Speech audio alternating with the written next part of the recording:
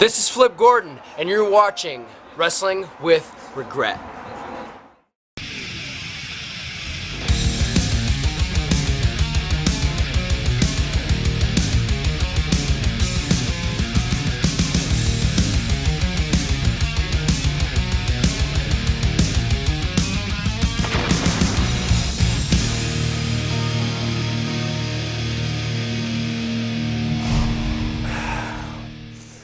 You know what?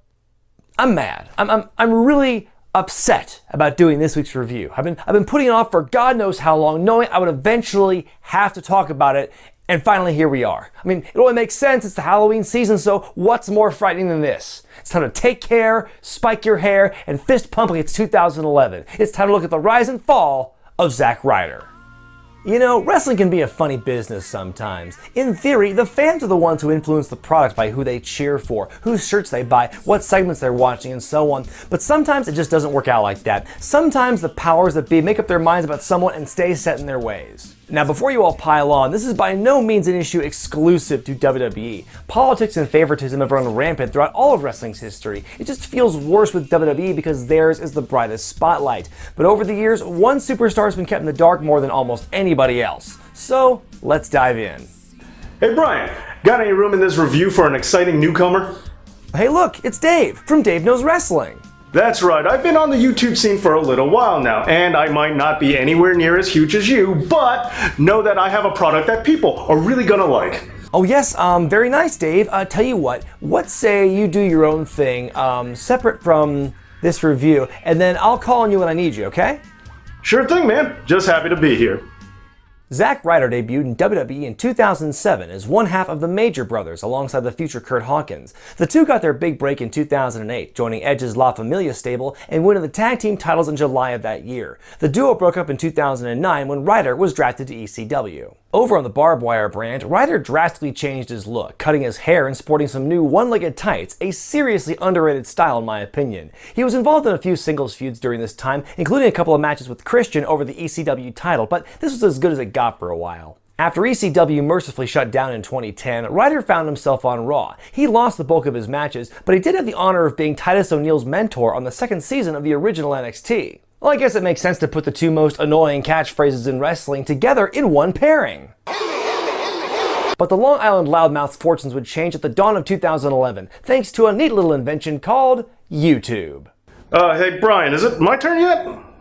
Oh, well, sure, why not? I suppose I can give you the floor here, Dave. Go ahead. Great. The internet. It's brought fame to many, from Justin Bieber to that Cash Me Outside girl. Ugh. But sometimes the internet can be a force for good instead of evil. Case in point, Z, True Long Island Story. TLIS debuted on YouTube in February of 2011, a web series that was run by Zack Ryder, completely independent of the WWE. It co-starred his friends and fellow WWE wrestlers and even his own father. And it was chock full of in-jokes and references about his place on the card. What are you doing? Trying to get over. This is the WWE. Missing the boat with Zack Ryder. By summer of 2011, the show was huge and Ryder was surging in popularity. He even declared himself the Internet Champion, complete with a sweet-ass custom title belt. Despite not being featured on TV, his merchandise was selling fast, and people were chanting his name. It's down.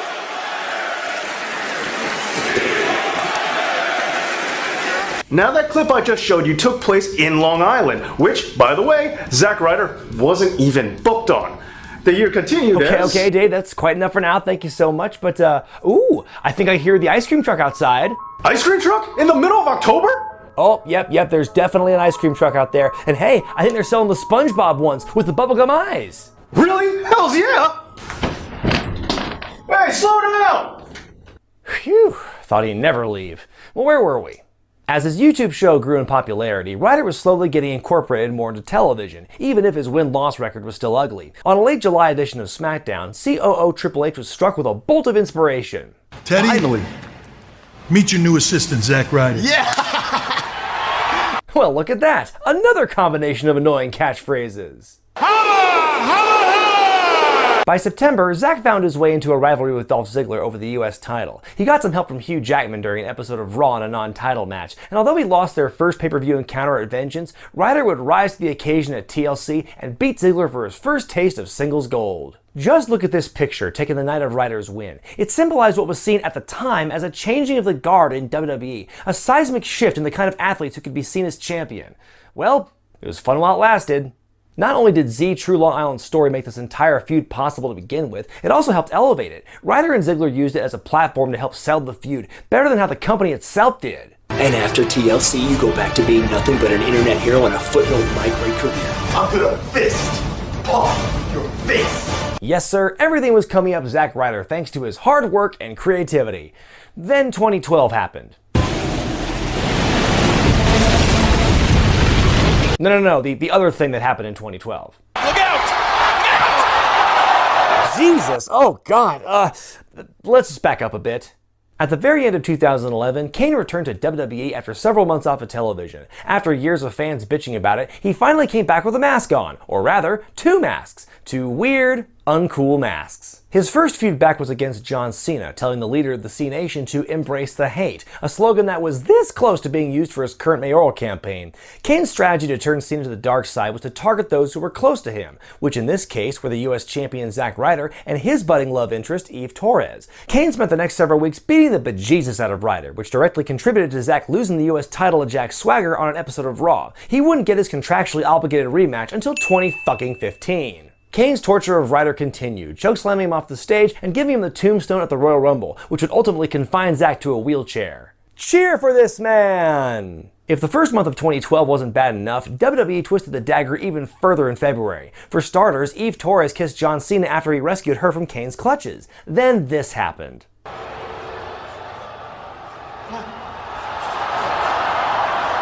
The only thing that would have made this scene even better would be if the flowers drooped on command. Then to top it all off, Kane pushed the wheelchair-bound broski off of the stage in one of the most unnecessarily gruesome spots the company has ever done. No table to break his fall, no padding to soften the blow, just plain, flat concrete. It's almost like they wanted him to shatter his ankles.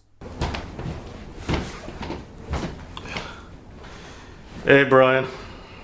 Oh my God. Dave, how are you? Not good. Ice cream truck hit me. Then it backed up and hit me again. Then a dog bit me. Oh man, that sucks. I hope Then that a homeless guy threw a cup of his own urine at me. Then I got hit by another ice cream truck. Good Lord, sounds like you've been through. And my girlfriend broke up with me over text. Then I got mildly electrocuted. Then I was finally hit by another ice cream truck. That's it. Well, sorry, Dave. Is there anything I can do to help? I'll be fine, Brian. I'm still here, ready to take YouTube by storm with my honest promos, my Monday Night Wrong series, and all my other videos covering a wide range of wrestling topics. And I just got a sweet new camera that'll make my videos even better. Oh yeah, this is amazing. Things look so good here. Sorry, Dave. Was this the camera you were talking about? I think it's mine now? Zack came back to TV just in time for WrestleMania 28, taking part in a 10-man tag team match that would decide whether John Laurinaitis or Teddy Long would run both Raw and SmackDown. After the internet champion was distracted by his unrequited lover, The Miz took him out with a skull-crushing finale to win the match for Johnny Ace. Torres then took Ryder to Dick Kick City because I guess they didn't have enough time to load up a gun and shoot him. In order to spare you viewers any further heartache, we're going to wrap the main story up here. Needless to say, Zack is still with WWE, and every so often, every once in a blue moon, he's given a chance to shine. As a singles performer, he's pulled out one or two big wins every year since his first brush with fame. His biggest moment since TLC 2011 was at WrestleMania 32, when he shocked the world by winning the IC title in a ladder match, a match he would have never even been in had Neville not broken his ankle weeks before. He lost the title the next night to The Miz. What a shock. But Zack has found success in other ways too. In 2013, he released a music video for his original song Hosky, which peaked at number 92 on the iTunes pop music chart. Roses are red and violets are blue. You may have left me, but I still woo. Well, there's no accounting for taste in the WWE universe. Z True Long Island Story is still up on the interwebs. After 50 episodes, the show was moved to WWE's YouTube account instead of Zack's. The company decided to take this popular show that fell into their laps and ruin it by making huge changes to videos before putting them up. Truly tragic. Well, I suppose it's time to debut an all-new segment on this channel called Monday Night Wrong. Let's begin by going to... You know what? Hang on, Brian. I've got something to say. Oh, Dave, hey, you're all better. What can I do? No, it's my turn to talk since you've been dancing around this issue. I might as well just say it. WWE ruined Zack Ryder forever. No shit? Zack Ryder is proof that as much as you can rage against the machine, the house always wins. The internet fame made him impossible to ignore, but that can only take you so far. Just look at Matt Hardy after the Edge and Lita affair, or Daniel Bryan after choking Justin Roberts with his tie.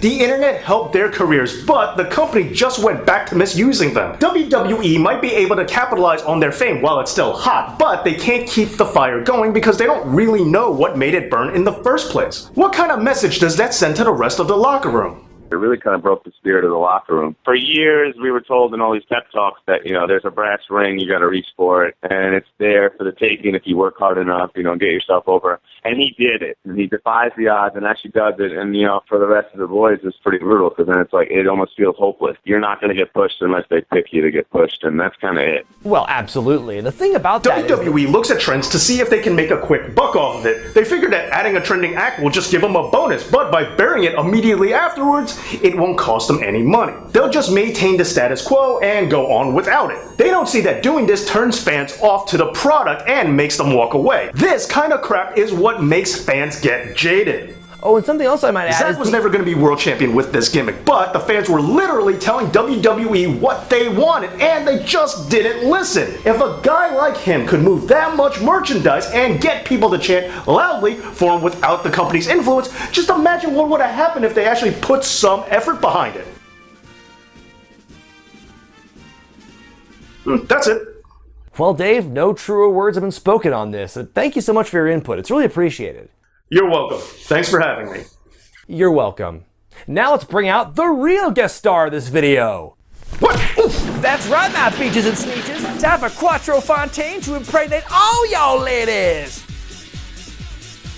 Haha, yes, this was the better decision. Just take care. Smack your head. He's the man with the can who gets what's hotter than you can. And my dad's his #1 fan. He thinks that you're the man.